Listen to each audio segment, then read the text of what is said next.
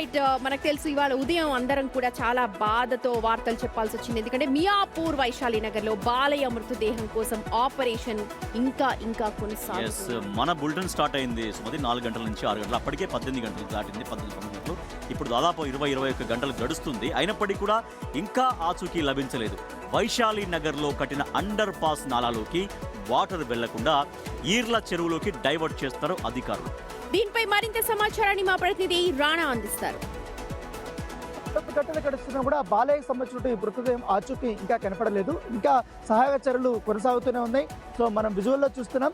ఇప్పటికే జేసీబీలతో కూడా ఎక్కడైతే సంఘటన జరిగిన ఉంటే ఆ ప్లేస్ అంతా కూడా ఇప్పుడు జల్లెడ పడుతున్నారు. మొత్తం అంతా కూడా జేసీబీలతో క్లీన్ చేస్తున్నటువంటి విజువల్స్ కూడా మనం చాలా క్లియర్గా చూస్తున్నాం. దాంతోపాటు ఇక్కడ అండర్ పాస్ సంబంధించిన నాలా ఉంది కాబట్టి ఆ నాలానంతా కూడా పూర్తిగా క్లోజ్ చేసిన తర్వాత ఇప్పుడు ఆ జేసీబీతో మరో పాతకు సంబంధించిన నాలా ఏదైతే ఉందో ఈర్ల చెరువుకి వెళ్ళేటువంటి వాటర్. సో ఎగ్జాక్ట్గా ఆ నీళ్ళన్నీ వెళ్ళడానికి ఇక్కడ మార్గం అంతా సుగమం చేస్తారు. ఇక్కడంతా కూడా ఈ నాలాలో ఇప్పటికీ ఒక గోడ కట్టింటే ఆ గోడను కూడా పడగొట్టేసిన తర్వాత మొత్తం అంతా క్లీన్ చేసి వాటర్ అంతా కూడా డైవర్షన్ అయితే చేస్తున్నారు. దీనివల్ల కూడా ఈ రెస్క్యూ ఆపరేషన్ అనేది చాలా ఈజీ అవుతుందని చెప్తారు. ఎందుకంటే వాటర్ ఫ్లోటింగ్ పెరిగిపోవడం వల్ల ఆ డెడ్ బాడీ ఎక్కడికి వెళ్ళింది ఏంటి అన్న దానికి కూడా ఒక క్లారిటీ ఉండదు. ఎందుకంటే ఎవ్రీ 15 మినిట్స్కి క్యాచింగ్ పిట్ సంబంధించినవన్నీ కూడా ఓపెన్ చేస్తున్నారు, చెక్ చేస్తున్నారు.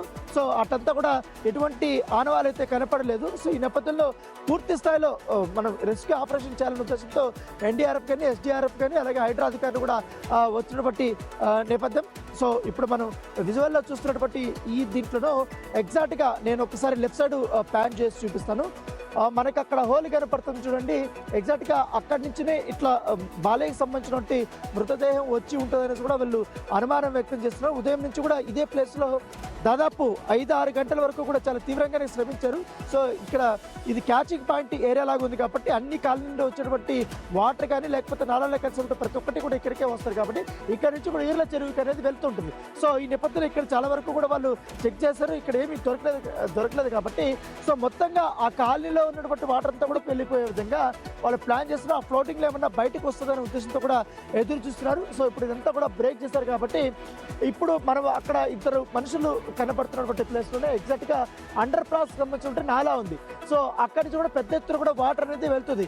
సో ఆ వాటర్లో ఏమన్నా ఒకవేళ అండర్ పాస్లో కానీ బాలయ్య మృతదేహం కొట్టుకుపోతే ఈర్ల చెరువు దాటి మరెక్కడికో దీప్తి శ్రీనగర్ లాంటి ప్రదేశాలకు వెళ్ళిపోతుంది.